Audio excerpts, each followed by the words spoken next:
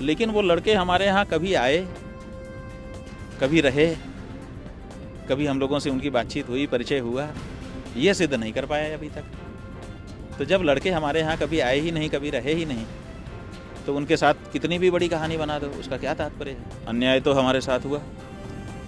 जो सनातन धर्म के प्रतीक हैं, उन हर प्रतीक को पैरों तले रौंदा गया, डंडे बरसाए गए, उठा उठा करके पटका गया, दुनिया ने देख लिया। तो ये तो अन्याय था। अन्याय के विरुद्ध खड़ा होने के लिए कोई भी भारत का नागरिक स्वतंत्र है। ये प्रश्न ही नहीं है कि अमुक पार्टी वाला आया, अखिलेश आए, ये आए, वो आए। प्रश्न ये है कि भाजपा क्यों नहीं आई। प्रश्न ये है कि मुख्यमंत्री क्यों नहीं आया आगे। कि जब बटुकों को मारा जा रहा था, जब हिंदुओं की चोटी उखाड़ी जा रही थी, जब वृद्धों को पटका जा रहा था, जब शंकराचार्य जी का छत्र तोड़ा जा रहा था, तो अपने आप को हिंदू कहने वाली पार्टी क्यों आगे नहीं आई। जो जिनको कहा जाता है कि हिंदू नहीं है, वो लोग आगे आए। इसका मतलब क्या है? इसका मतलब है कि कहने में कोई हिंदू है। महाराज जी, अगले साल जो है विधानसभा चुनाव भी उत्तर प्रदेश में है, बड़े स्तर पर जो उसकी तैयारियां भी शुरू हो चुकी हैं, लेकिन इसी बीच यूजीसी को लेकर जो है, जो जिस प्रकार से सामान्य वर्ग में एक नाराजगी देखी गई, क्या लगता है कि ये प्रभावशाली होगा आगे भी, जैसे आपकी यात्रा भी इस बीच आ रही है? ऐसा है कि वो एक अलग मुद्दा है। जो हिंदू धर्म है उसमें 4 वर्ण हैं, ब्राह्मण, क्षत्रिय, वैश्य, शूद्र है, नहीं है ऐसी बात नहीं। लेकिन वो चारों एक दूसरे का सहयोग करने के लिए, जैसे हमारा शरीर है, इसमें मुख भी है, इसमें बाहु भी है, इसमें कमर भी है, इसमें पैर भी है, तो ये चारों आपस में लड़ने के लिए नहीं है हमारे शरीर में, एक दूसरे को सहयोग करने के लिए। अगर मुख को लखनऊ जाना है तो पैर सहयोग करेगा, और पैर में चोट लगी है तो सिर उसको सहयोग करेगा, सहलाएगा, दवा लगाएगा, ठीक करेगा।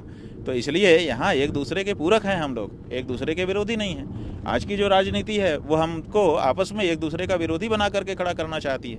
ये यूजीसी कानून इसी तरह का है, तो इसलिए इसका तो विरोध बिल्कुल है ही। ये तो सनातन धर्म को छिन्न भिन्न कर देगा।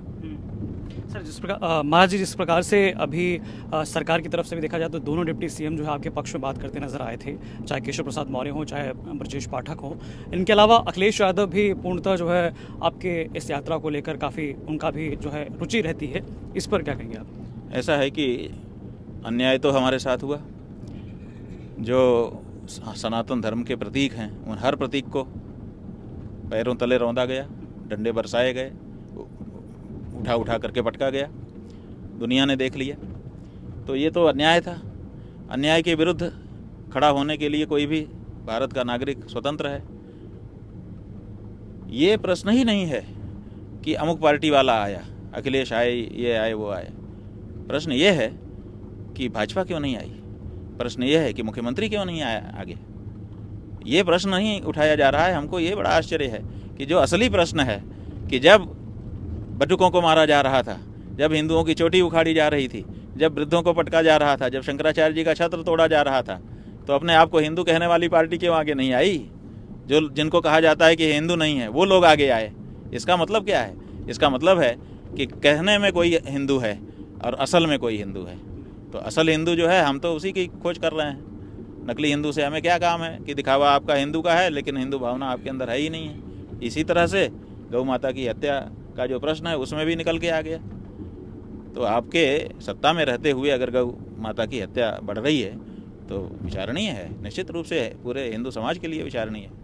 महाराज जी, जिस प्रकार से पिछले दिनों आप पर बड़ा संगीन आरोप भी लगा, हालांकि मामला हाईकोर्ट की तरफ है, गिरफ्तारी जो है उस पर स्टे लग गया था, लेकिन उन आरोपों की वजह से जो तमाम आपके शिष्य थे या तमाम जो आपके अनुयायी हैं जो आपको फॉलो करते हैं, उन पे काफ़ी हमने देखा कि गुस्सा भी था। अभी हमने बात भी उनसे की, तो वो अभी कैसा जो है माहौल इस वक्त चल रहा है आपके मठ में? ऐसा है कि मामला न्यायालय में है, तो अपने लोग उसमें ज़्यादा बोल नहीं सकते, लेकिन दुनिया भर की कहानी बना दी गई कि ये अत्याचार हुआ, ये अनाचार हुआ, ये दुराचार हुआ, सब कहा गया। ठीक है, ऐसे कहा, ऐसे हुआ, ऐसे हुआ, ऐसे सब कहा गया। लेकिन वो लड़के हमारे यहाँ कभी आए, कभी रहे, कभी हम लोगों से उनकी बातचीत हुई, परिचय हुआ, ये सिद्ध नहीं कर पाए अभी तक। तो जब लड़के हमारे यहाँ कभी आए ही नहीं, कभी रहे ही नहीं, तो उनके साथ कितनी भी बड़ी कहानी बना दो, उसका क्या तात्पर्य है। हाई कोर्ट ने क्यों रोक लगा दी? क्योंकि वहाँ पर बहस में ये बताया गया, और जो सरकार के वकील थे उन्होंने भी कहा कि ये लड़के वहाँ नहीं रहे।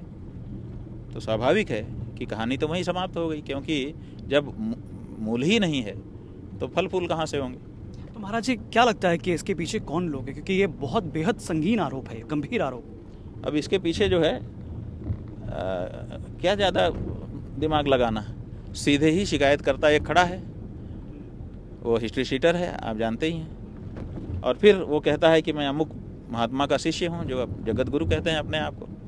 तो उसके गुरु जी साफ ही दिखाई दे रहे हैं, और उनके गुरु जी का जिनसे उठना बैठना है वो भी किसी से छुपा हुआ नहीं है। तो यहाँ कोई ज़्यादा दिमाग लगाने की ज़रूरत नहीं है। वही लोग हैं जो गाय माता की हत्या बंद करने की बात तो करते हैं, लेकिन असल में करते नहीं हैं।